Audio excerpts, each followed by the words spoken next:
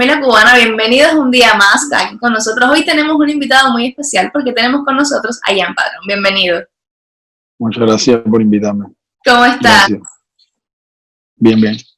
Bien. Poco dormido porque no, me pasé toda la madrugada trabajando, pero bien. O sea, sé que trabajas muchísimo, además que estás siempre en proyectos nuevos. Cuéntame cómo has pasado esta cuarentena, en casa, encerrado. Sé que has estado con la familia. Sí, ha sido una cuarentena,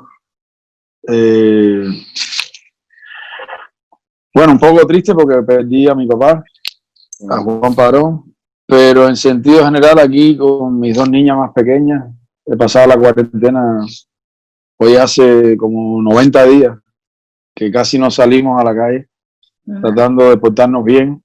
Pero cuando los niños chiquitos es muy complicado, pero bueno, aquí estamos, después de 90 días hemos sobrevivido. Claro, me imagino que también ha sido un tiempo complicado por la pérdida de tu papá, lo siento muchísimo y qué bueno, que estar en casa, a lo mejor no poder despejar un poco la cabeza, a veces es como peor, supongo. Sí, sí, incluso unos días antes de fallecer mi papá, le pregunté si quería que fuera a Cuba, pero como estaba la cuarentena y todo eso, me pidió que no, que me quedara aquí con mi familia y con esta parte de la familia. Y no, seguí sus consejos, pero al final mi papá murió, no me pude despedir de mi papá precisamente por la cuarentena. Claro, él estaba en Cuba. Sí, mi papá estaba en Cuba y yo estaba aquí en Estados Unidos.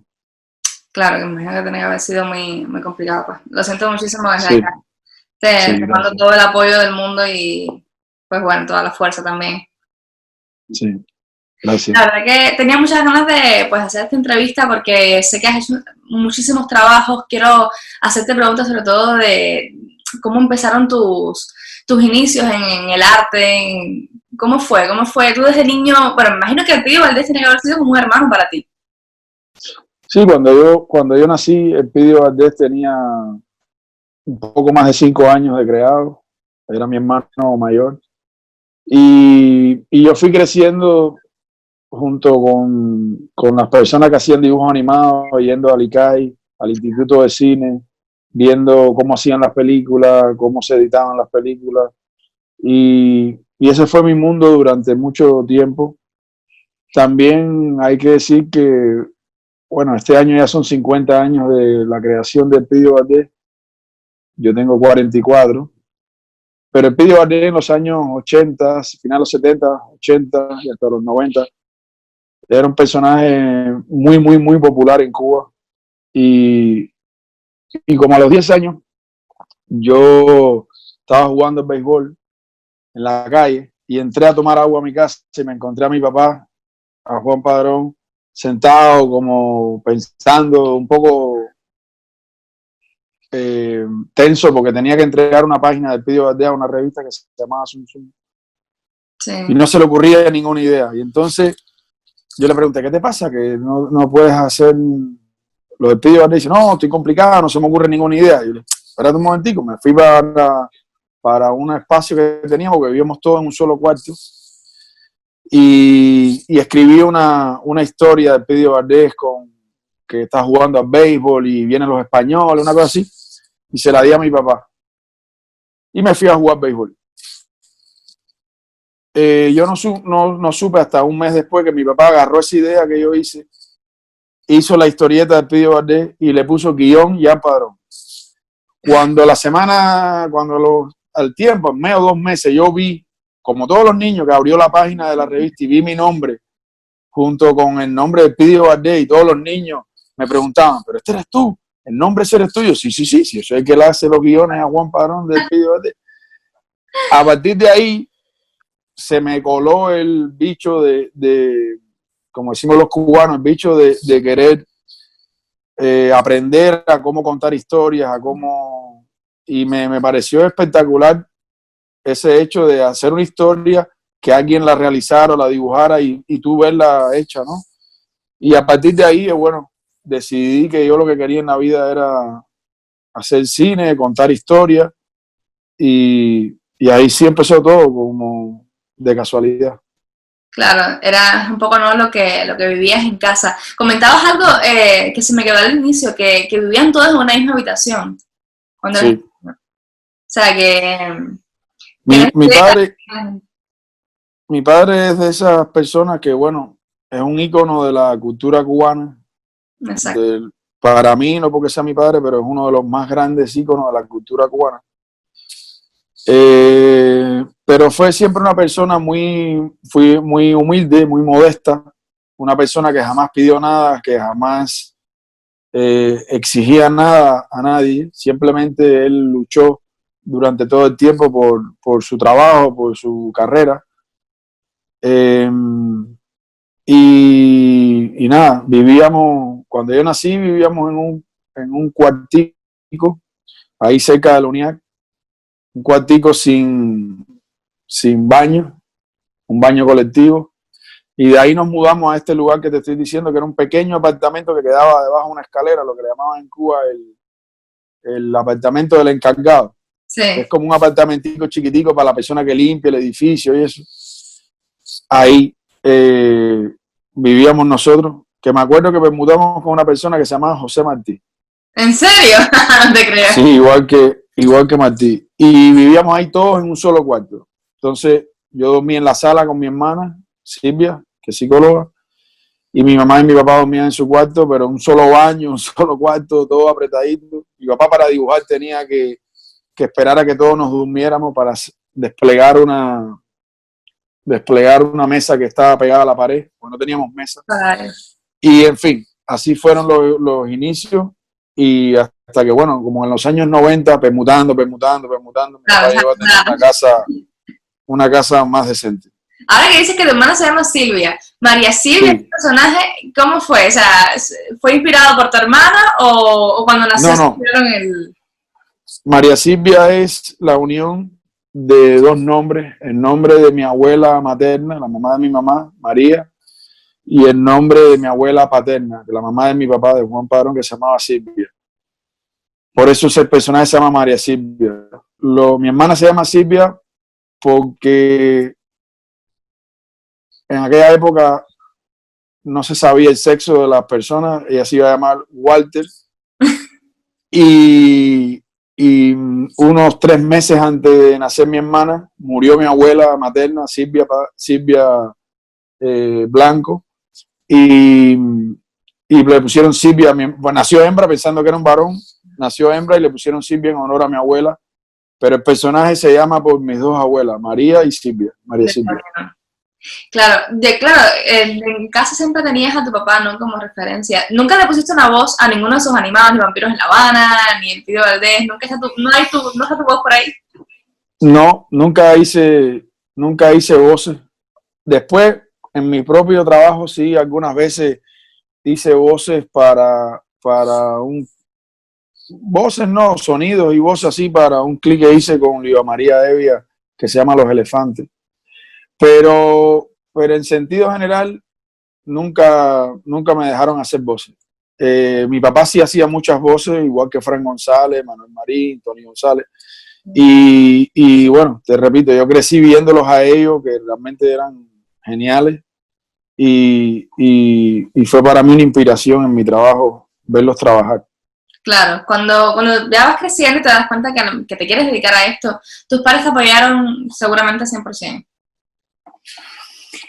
Mis padres nunca me pidieron, no son de esos padres que querían una profesión para sus hijos, no, queremos que mis hijos sean esto, lo otro. Yo decidí muy temprano, como a los 16, 17 años, conjunto con esto que te dije a los 10 años del guión que hice para una revista con mi papá.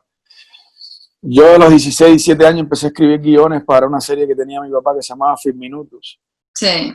Y, y gracias a eso pude entrar a LISA, al Instituto Superior de Arte. Y bueno, gracias a eso fue que empecé. Me apoyaron, pero no de una manera ferviente, sino que, como decimos los cubanos, me dejaron correr, Claro. porque uno cuando es muchacho dice que quiere ser muchas cosas, uno dice que quiere ser, qué sé yo, muchas cosas, ¿no? quiere ser abogado, que quiere ser esto, que quiere ser lo otro, y los padres muchas veces se ilusionan con que la persona va a hacer una u otra cosa y al final eso nunca se sabe. Entonces, me imagino que me dejaron correr, pero cuando ya vieron que, bueno, que sí entré a Lisa, que empecé a trabajar en eso, sí me apoyaron mucho más. También sé que has tenido mucho acercamiento con los Bambán, por muchos de tus trabajos que han sido documentales hacia Afromer y los Bambán. ¿Cómo, Sí. supongo que te gusta también su música, cómo haces ese enlace de documental con la música de los Bambán? Bueno, la mayoría de la obra que yo he podido hacer es muy relacionada con la música. He hecho como 50 videoclips, muchos documentales. El primero que hice relacionado con la música fue con Luis Carbonell, el declamador Luis Carbonell, que también fue un gran músico. Y bueno, con los Bambán, ellos lanzaron una convocatoria en el 2006 para hacer un videoclip que ellos querían hacer de un tema que se llamaba Chapeando.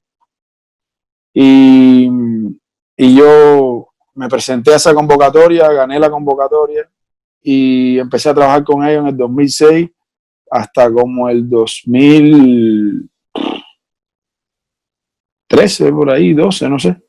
Estuvimos trabajando como 6 o 7 años, hicimos una gira por toda Cuba, que la filmamos y la convertimos en un documental que se llama Eso que anda. Hicimos conciertos en vivo, hicimos muchas cosas juntos. A mí me parece que los Bambán posiblemente sea la orquesta de música popular bailable más importante que ha pasado en la historia de Cuba. Formel creo que posiblemente sea uno de los compositores de toda la música cubana, del top 10 de los mejores compositores que ha dado Cuba. Y nada, para mí es un privilegio haber sido parte de la historia de ese grupo, de que ellos me permitieran conocerlos por dentro y confiaran en mí. Y yo creo que los Bambán son la única orquesta, o una de las pocas orquestas, que como abarca tanto tiempo y es tan importante en la vida de tantas personas, es la única orquesta que quizás tú puedes a la misma vez reírte, puedes bailar y tal vez puedes llorar de emoción recordando a personas que conociste o que viviste en otras épocas cuando al compadre de los Bambán toda Cuba bailó, ¿no? Yo creo que es una orquesta impresionante y le deseo a Samuel Formel, que es el nuevo director, y al grupo larga vida y que dure mucho más.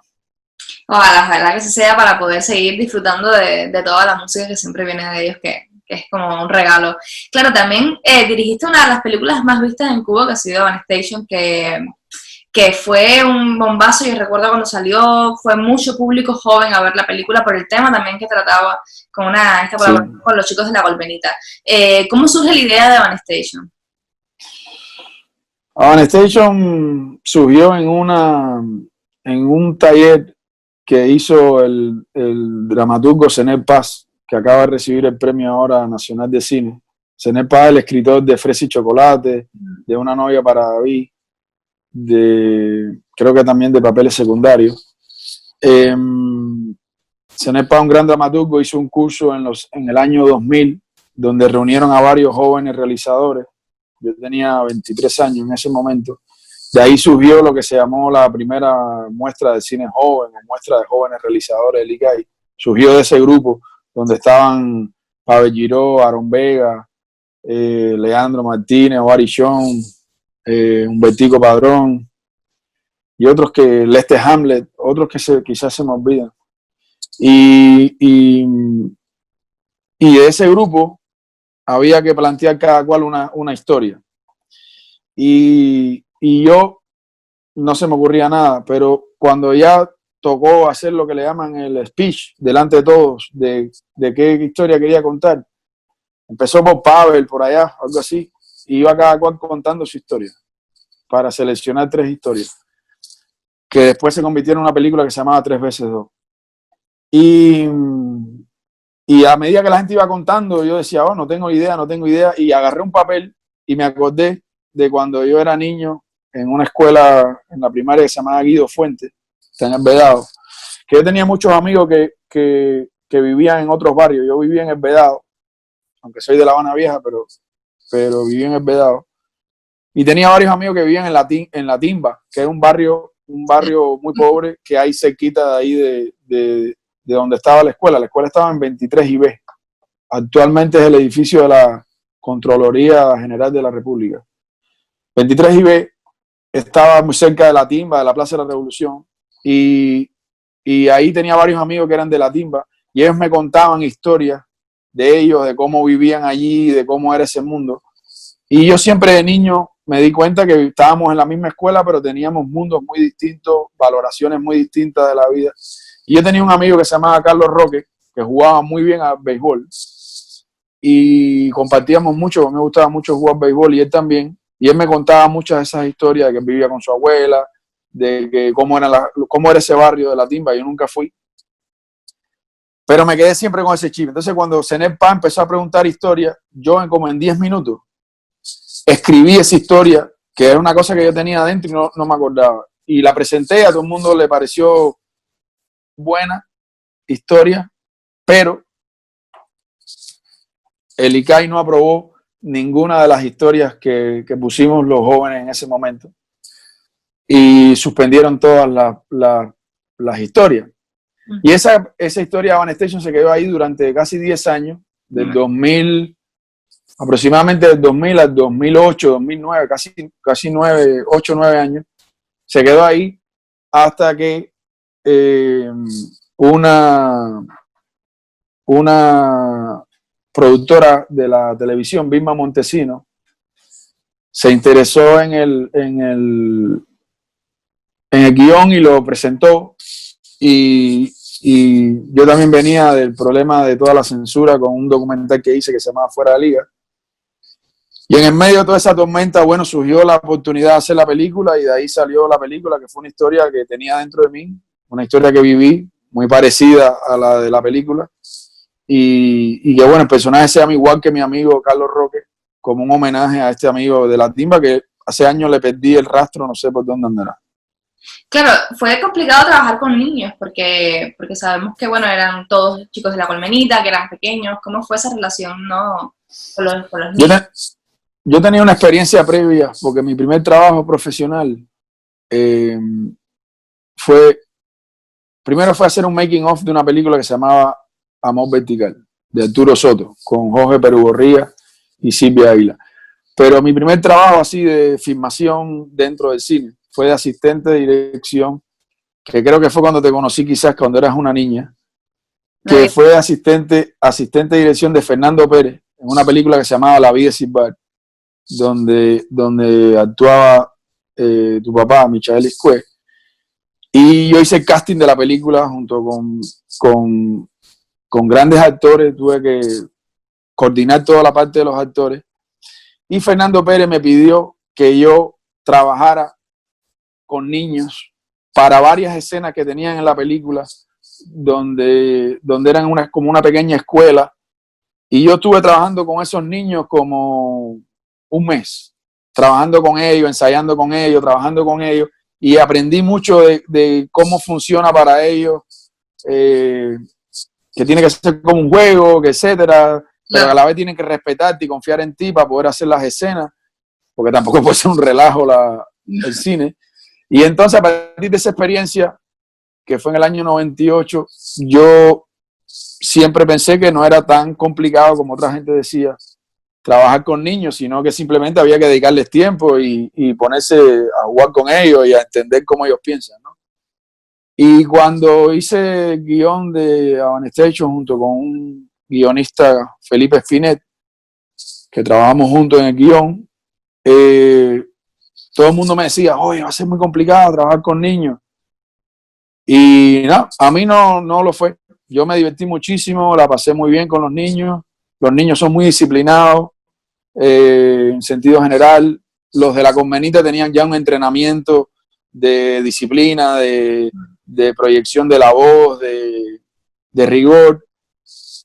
Y para mí fue realmente un disfrute, y disfruté muchísimo haciendo la película.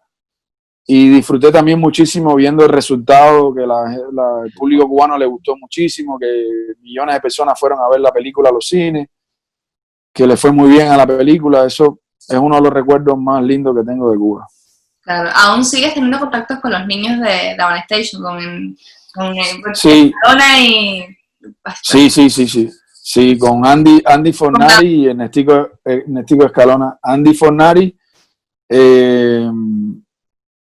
está viviendo en Los Ángeles, está haciendo su carrera como actor también y como realizador. Y sí, me mantengo en contacto con él, lo veo mucho, hablo mucho con él. Y con Ernestico Escalona, cada vez que he ido a Cuba, que he ido 2 o 3 veces cuando he ido a visitar a mi familia, me lo he encontrado, hemos compartido. Una vez lo recogí como a las 2 de la mañana porque no tenía cómo moverse de una fiesta donde estaba, lo recogí por allá por Altabana. En fin, me llevo muy bien con ellos, hemos quedado siempre muy amigos, igual que con casi todos los de la película.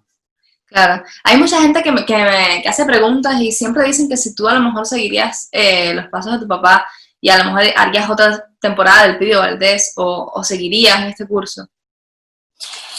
Yo creo que sí, que a mí, bueno, de hecho el último proyecto que tuve en Cuba antes de dejar de vivir en Cuba fue precisamente que yo quería hacer una película del Pidio Valdés con actores, porque como por un problema de lógica, de la edad, como mismo ha pasado con otros personajes de la historia del dibujo animado que son muy populares, pero sus autores envejecen, fallecen o hay que renovarlos, ¿no? Y precisamente mi idea era hacer películas de actores con el Pidio Valdés también para encontrar nuevos actores, nuevas voces, nueva gente joven que quisiera hacer el Pidio Valdés y como un primer paso para hacer después también dibujos animados.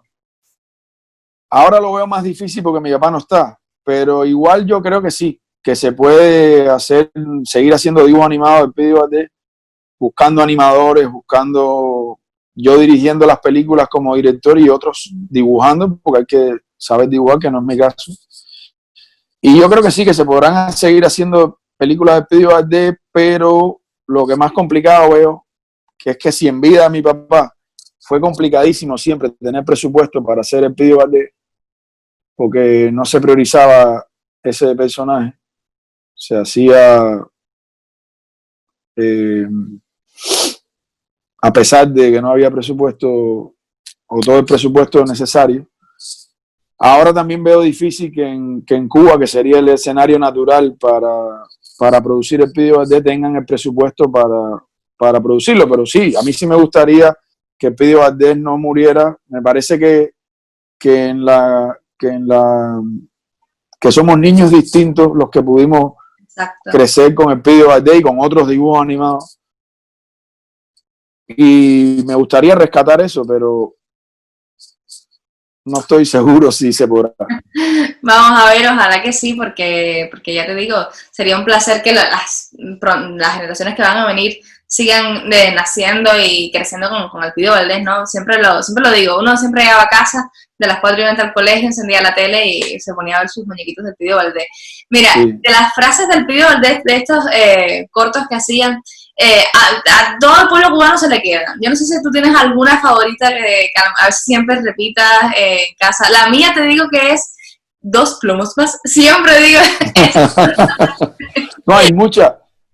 Yo te decía que yo creo que mi papá yo creo que realmente era una persona muy culta, una persona que realmente para mí era una especie de como de genio, porque podía hacer películas, podía hacer historietas, podía hacer cuadros, como estos que están detrás de mí, podía escribir, podía hacer voces, actuar, etcétera. Tipo muy completo. Y una de las cosas que más me llama la atención de la obra de mi papá es precisamente eso que tú decías, que las frases de las películas de mi papá no son tomadas, no son tomadas de la calle, algunas sí, como ese personaje que se llama Rey del Mundo, que es el borracho de Vampiro en La Habana, que fue una persona que mi papá estaba en una parada y el tipo llegó y le dijo, oye, Rey del Mundo, dame un cigarrito ahí, socio. Y entonces mi papá lo anotó y lo convirtió en un personaje. Pero en sentido general, las frases de Pidio Valdés nos acompañan, ¿no? Yo me acuerdo mucho siempre de una que dice, Mambises, bestia, no tiréis con ventana, y hay otra que dice, ¿qué país? qué país, que me parece muy buena frase. Y, y nada, en sentido general, yo, antes de incluso de perder a mi papá y ahora, cada vez que veo el Pidio Valdés o oigo las canciones de Pidio Valdés, sea la de Silvio Rodríguez, o sea la música que hizo Lucas de la Guardia y Daniel Longre, que es el músico que hizo esta versión de Contra Dólar y Cañón, que es la que yo creo que más se conoce de Pidio Valdés, que yo la utilicé en Habana Station. Cuando oigo esa música, me echo a llorar y me paso unas horas muy emocionado, porque realmente la obra de Juan Padrón, la obra de mi padre y sus dibujos animados, sus frases, todo eso es algo que realmente me acompaña y creo que acompaña a millones de cubanos. Así es. Yo ahí concuerdo totalmente contigo. Y lo dicho, ¿no? Que ojalá, pues, por ejemplo, te iba a preguntar, tú se lo pones a tus hijas, porque me gustaría muchísimo que la gente, aunque se haya ido del país o no lo sigan poniendo, pues se lo pongan en la televisión y mira, yo crecí con esto. Se lo pones a tus hijas en algunos capítulos.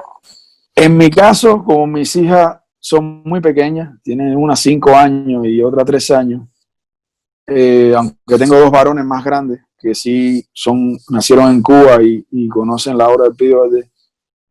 A las niñas más chiquitas, como el Pidio Valdés tiene que ver con guerra y machetazos y todo eso, todavía no se lo he puesto porque no estoy seguro que lo vayan a entender tan chiquitas, ¿no?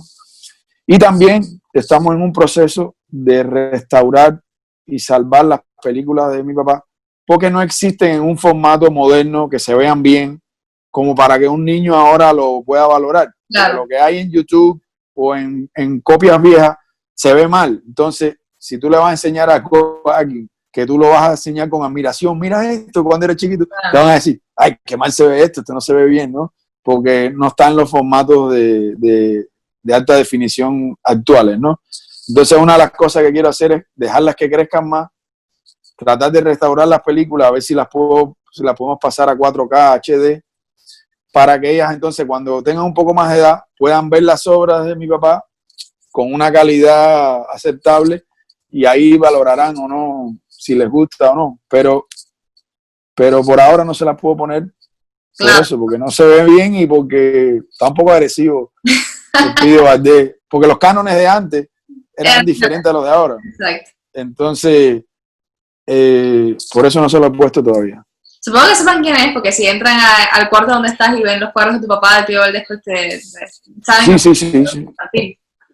Mi papá estuvo aquí hace 6 meses, en las Navidades, y ellos conocen, los niños, las niñas saben perfectamente quién es el Pidio Valdés, saben quién es María Silvia, saben por supuesto quién es mi papá, que le decían el abuelo Pa de Padrón, el abuelo Pa. Uh-huh. Y sí pasaron mucho tiempo juntos y se conocieron y dibujaron y sí conocen bien esas cosas, pero yo todavía no le he puesto el animado esperando eso que te explico, un poco más adelante. Me imagino, Jan, que para ti también tiene que haber sido muy duro cuando te vas de Cuba, separarte también de tu papá, ¿no? Que hablas tan lindo de él, con tanto cariño. Sí. Supongo que habrá sido un momento muy complicado para ti. A mí vivir fuera de Cuba, como para muchas personas, tiene, como diría mi mamá, que es psicóloga, tiene su parte, su PNI, parte positiva, parte negativa y parte interesante. Yo creo que uno no se puede quedar con la duda de qué hubiera pasado si uno decide vivir fuera. Porque si uno quiere probar cómo es vivir en otro país, yo creo que no se debe quedar con esa deuda por dentro, ¿no? Yo en mi caso había hecho muchas cosas en Cuba, me sentía que había trabajado mucho, pero también sentía que no me era muy fácil trabajar porque tenía mucho. Los últimos años con Habana Station y con otros trabajos, yo viajé mucho. Además de que mi mamá es española y mi familia son españoles, nosotros venimos de una cultura que solamente la cultura cubana, sino la cultura española también. Entonces, esa mezcla de todos esos viajes y todo eso me hizo también ver que Cuba no es tan limitado a la insularidad, ¿no? A estar en Cuba. Y muchas veces en los últimos años me censuraban mucho los trabajos que hacía, porque ya yo no tenía la cosa de pensar solamente en Cuba, sino de pensar en Cuba y tratar de proyectarme hacia otros países. Y con lo de la Van Station, que también fue la candidata de Cuba a los Oscars, y estuvimos yendo a Hollywood para los Oscars, conocí allí a Sean Penn, conocí a Michael Moore, conocí a James Cromwell, a Haskell Wessler, conocí a mucha gente que me daba ideas distintas, maneras de ver la vida distintas. Y entonces ya yo en Cuba me sentía que cada vez que trataba de decir algo, la gente me decía una frase que me dolía un poco, me decía, bájate del avión. Bájate del avión era como diciéndote, no exijas tanto, confórmate con cómo es las cosas, el cubaneo, la censura, el choteo, el querer siempre meterse en la vida del otro, controlar la vida del otro, cómo tú piensas, qué tú quieres decir, esa onda que tenemos en Cuba, que me parece tan atrasada muchas veces, ya eso me molestaba un poco, ¿no? Y mi esposa, me divorcié, mi nueva esposa iba a dar a luz aquí en Estados Unidos a mi hija Lucía, y nada, decidí que un padre tiene que estar donde están sus hijos, iba a crear una familia nueva, y nada, decidí probar, y ahora hace 5 años vivo fuera de Cuba, pero bueno, nunca he dejado de visitar a mi familia, nunca he dejado de estar al tanto de Cuba, es algo que me importa mucho y que me es muy importante, pero tú me hablabas de como desgarrante, algo así, siempre es duro cambiar, incluso si ahora tuviera que volver a cambiar y volverte a ir a otro lugar, o sea, no es inherente a vivir en Cuba eso, ¿no? Sino que cuando tú sales, tú ya te adaptas a algo. Ahora mismo tú estás pasando una temporada en España, te acostumbras a una zona, a un lugar que te gusta, a unos amigos, a una comida, etcétera, y cuando pasan 2 o 3 años, volver a levantar el campamento y irte para otro lugar ya es difícil. Bueno, imagínate después de 40 años de trabajar siempre en un mismo lugar, es complicado. Pero yo le aconsejo a todos, el que tenga esa curiosidad, que lo intente, porque yo creo que somos mejores cubanos y somos más cubanos, o tan cubanos como los que viven en Cuba, pero me refiero a más cubanos en cuanto a la necesidad de saber de Cuba, de explorar de Cuba, de informarse de Cuba. Somos auténticamente cubanos o tan cubanos también cuando uno vive fuera, ¿no? Eso no lo quita nadie. ¿Qué es lo qué es lo que más echas de menos ahora que estás viviendo pues en Estados Unidos? Lo que más extraño son, bueno, mi familia, a mis amigos, ir a ver béisbol en Cuba. ¿Te gusta el béisbol? Es un hobby que tienes. Soy fanático, incluso tuve un equipo de softball que se llamaba Fuera de Liga, como el documental, que lo integraban Anglada, Padilla, Enrique Díaz, Vargas, Javier Méndez, Ferreiro también una vez fue. O sea, tengo un equipo de softball, me gustaba mucho jugar softball, todos los fines de semana jugaba softball en Cuba. Aquí menos porque es más difícil, pero sí soy fanático del béisbol. Eso es una de las cosas que más extraño. Lo que más extraño también era el ritmo que tenía en Cuba, que trabajaba mucho y tenía mucho trabajo. Aquí he trabajado también bastante, pero no al ritmo que tenía en Cuba.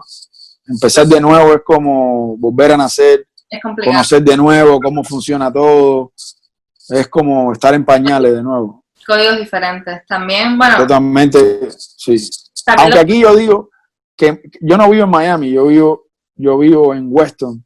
que es como a 30 minutos más arriba, y viví en Fort Myers, por allá, en la costa del Golfo, que aún más lejos. Nunca he vivido en Miami, pero sí he trabajado allí, tengo muchos amigos que viven allí, y yo sí digo que uno de los lugares donde un cubano puede salir de Cuba y vivir añorando mucho menos lo que es Cuba es aquí en la Florida, porque la comida, la comunidad, te encuentras con cientos de amigos,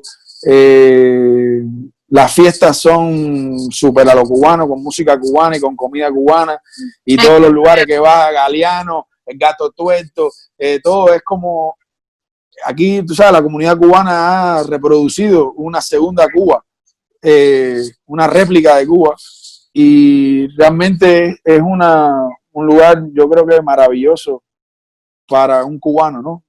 Que yo creo que en España o en otros lugares quizás es más difícil por la parte cultural, ¿no? Oye, sé quién ve esta entrevista y me dice que en España, ¿dónde venden frijoles negros? Por favor, déjenme en los comentarios, porque no me he comido los frijoles negros desde que mi mamá vino la última vez, pero lo prometo. Pero ahí debe haber restaurantes cubanos, ¿no? Lo hay, pero la comida suele ser un poco más internacional. O sea, te encuentras un congrí, te encuentras una bolita de carne a lo cubano, pero es muy complicado encontrar unos frijoles de verdad, estos de...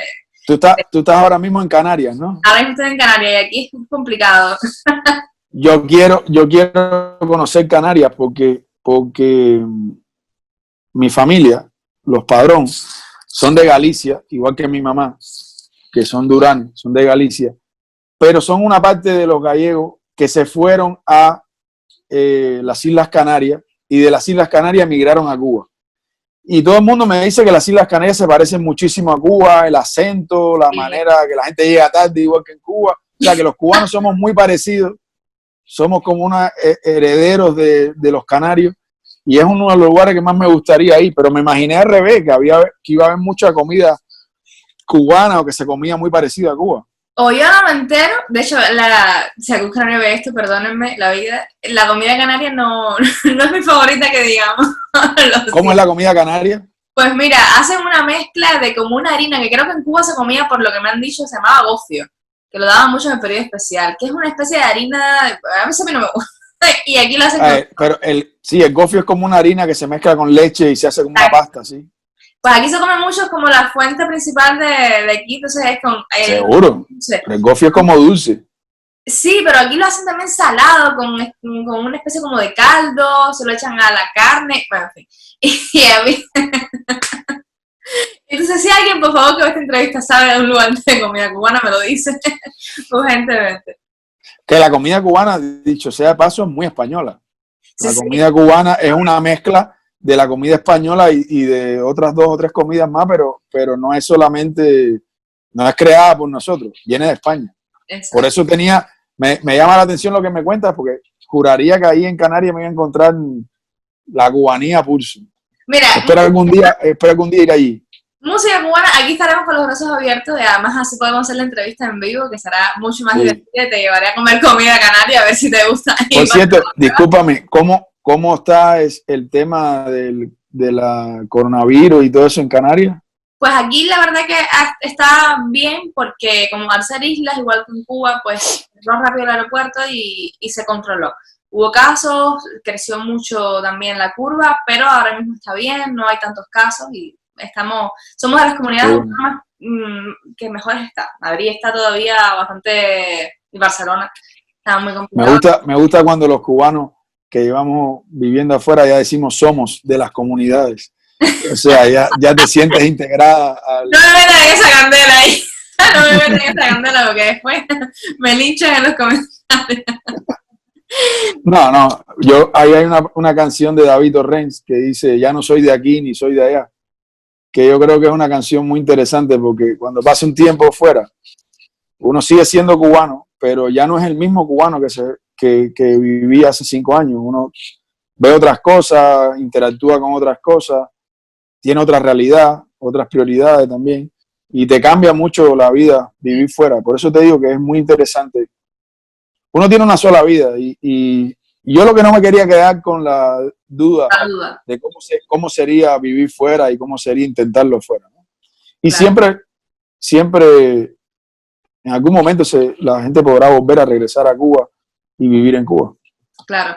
Quería preguntarte también, porque sé que estás trabajando en proyectos ahora mismo, o sea, cosas nuevas. ¿En qué es lo más grande que estás trabajando ahora mismo? Tengo dos proyectos. Uno no puedo contarlo porque es como medio secreto, tengo confidencialidad. Y el otro proyecto tiene que ver con Vampiros en La Habana, que quiero hacer una versión de Vampiros en La Habana. Y estoy trabajando en eso, en Vampiros en La Habana. Y también estoy terminando, que estuve trabajando con una realizadora norteamericana, un documental sobre Elías Ochoa, que le ha ido muy bien al documental.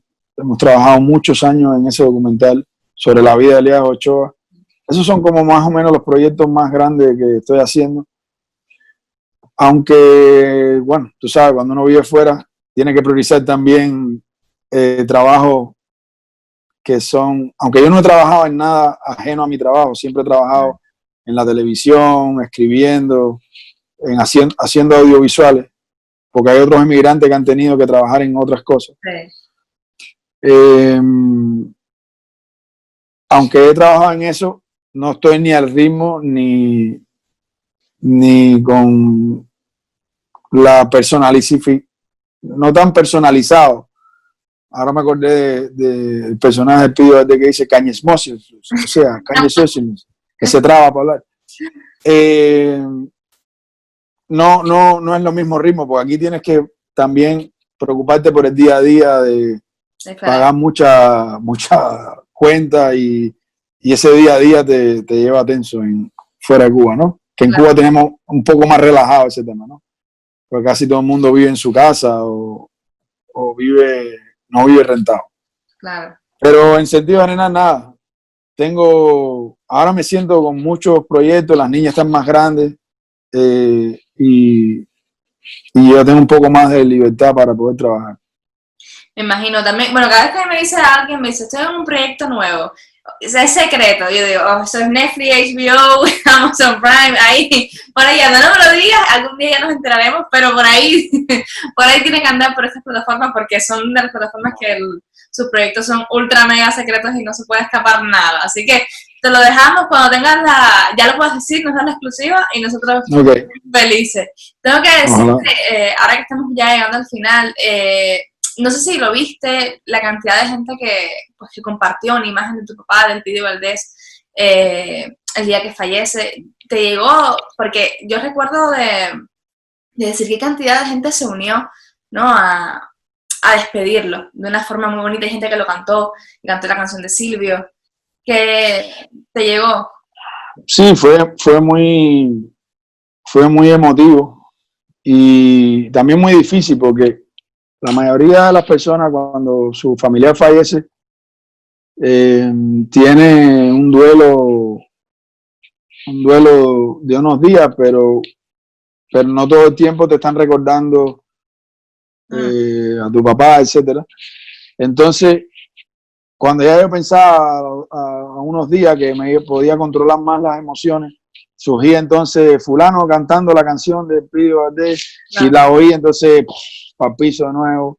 Y así mi mamá, que estuvo casada con mi papá casi 50 años, mi hermana Silvia, que estuvieron al lado de él hasta el final, también me cuentan que a la vez que es muy bonito recibir tanta retroalimentación de tantas personas que además fue mucho menos de lo que podría haber sido si fuera en situaciones normales, porque estoy seguro que se hubieran hecho muchas más cosas si no estuviéramos en medio de la pandemia.